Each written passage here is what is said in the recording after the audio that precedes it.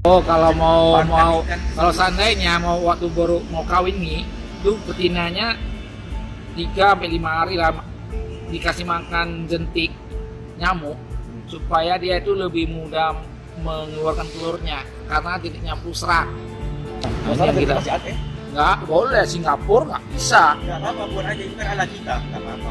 Nggak, kalau bisa ya selain jentik, cadangannya jentik apa? Biasanya anak seperti orang kan. Tapi dengan catatan nanti ada pengajaran tentang di konten angkang bloodworm agar supaya telurnya itu lebih mudah dikeluarkan karena jentik nyamuk atau bloodworm itu termasuk serat. Nanti ada dibuat cara di konten bagaimana memberi ikan cupang makan bloodworm yang benar. Bukan harus dikasih makan seperti itu. Ikan pada bengkak perut mati loh. Jadi bloodworm itu harus dicincang atau gimana gitu. Kalau ada orang kan beli bloodworm tuh udah dibekukan di dalam kulkas tuh. Terus tuh dikasih makan tuh.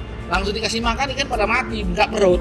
Baru besok-besoknya kita seleksi ini mati 2 sakit perut gitu. Ya harus di profesional, persiapan bloodwormnya ada persiapan. Ada persiapannya. Sebenarnya kalau mau nyetak kualitas itu bukan betina jantan aja yang dipilih gitu. Kita harus sertakan kalau nanti dikawinkan anaknya bisa bagusnya ke depannya, bukan asal kawin. Kalau nggak memilih kualitas punya maaf cakap seperti yang di Thailand itu penting warna aja tuh. Mereka hanya milih warna aja. Setiap warna dibilang VIP. Setiap warna bagus dia VIP karena mereka mengandalkan warnanya. Kalau kami kan memang tidak mengandalkan warna, mengandalkan form bentuknya, shape-nya. Lalu baru kami pelan-pelan setelah terbentuk yang namanya shape-nya, baru kami pelan-pelan geser ke warnanya. Kalau mereka itu yang udah ahli. Ya kami yang udah memang udah ahli. Cari di Google nggak ada itu memang kami yang settingan. Di Google juga nggak ada seperti itu. Jantannya nggak usah kasih makan apa-apa, biasa aja ya. Jantannya aja jentik juga jentik, cuma betinanya harus lebih banyak gitu. Gak boleh kasih makan cacing ya. Memang bisa keluar sih, cuman dia tersedat gitu, macam berlemak. Nah itu dilarang itu kalau cacing sutra untuk perkawinan ikan.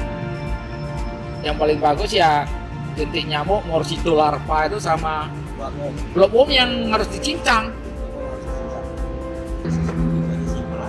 Nah, untuk persiapan kawin ikan, bagi orang yang ngerti bingung, bagi orang yang udah tahu ya macam simple gitu, macam coba lu pinter masak sesuatu, karena kalau lempar aja bumbunya, karena udah ngerti bumbunya, coba aku yang nggak ngerti masak, bumbunya gimana nih, takarannya berapa sendok nih? Orang punanya walaupun orang punanya sama aku cara kawin, cuma aku nggak pandai menjelaskannya. Juga itu. Makanya kita buat konten. Orang bertanya, kalau orang tuh nggak ngerti, pasti orang bertanya. Saya lihat banyak kali orang nggak bertanya, berarti artinya orang tuh udah paham. Kalau seandainya ada pertanyaan di konten, Pak, saya kurang paham nih buat artemianya gimana ya, baru kita buat kontennya. Jadi pas aku buat, memang bener ya kau bilang masukan bahwanya mau buat artemia cuma bagaimana membuat artemia 24 jam kan. Aku lihat di konten tuh orang nggak pernah nanya tentang artemia karena mereka udah paham kultur. Kalau seandainya mereka nggak paham, pasti mereka tanya di situ. Kutu segini itu orang banyak nggak tahu. Kalau kutu air yang segini itu dimanapun nggak akan tahu.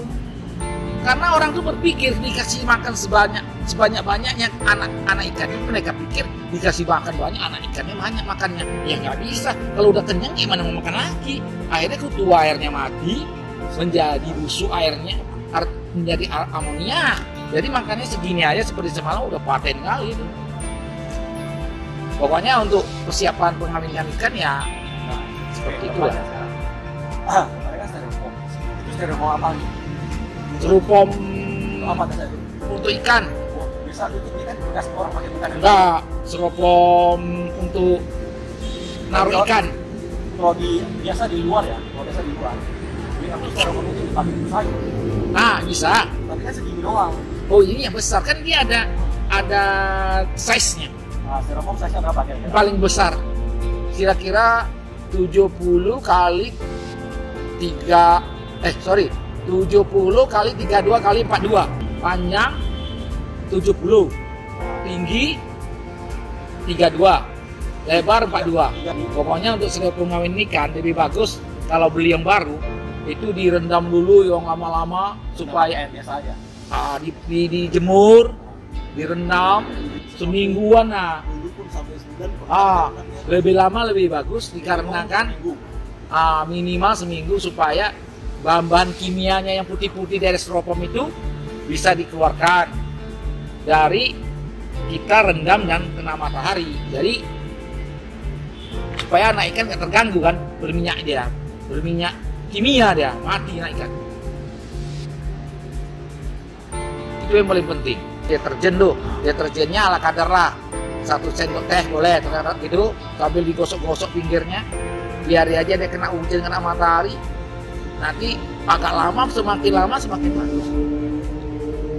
Berarti ada airnya kena matahari. Itu nggak apa-apa. Kalau bisa, seandainya nggak ada musim hujan pun, matahari doang, sampai dia kering pun nggak apa-apa. Apalagi kalau dari kawinkan acara mini persiapan. Nah, ini yang kau tanya kan tempatnya nih. Ah, itu paling top. Pakai itu tadi ditutup rapat.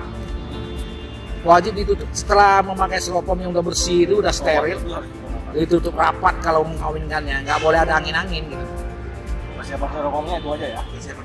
Nah, itu udah bagus sekali ya, itu dua aja. Yang bagi yang mau kawin ini di rumah-rumahan, home breed ya kan. Kami kan farm ya, karena kami lebih dulunya kami sih awal-awalnya home breed. Karena udah terbiasa dengan memakai styrofoam, ya kami gunakan styrofoam, dulunya home breed. Jadi styrofoam itu lebih mudah.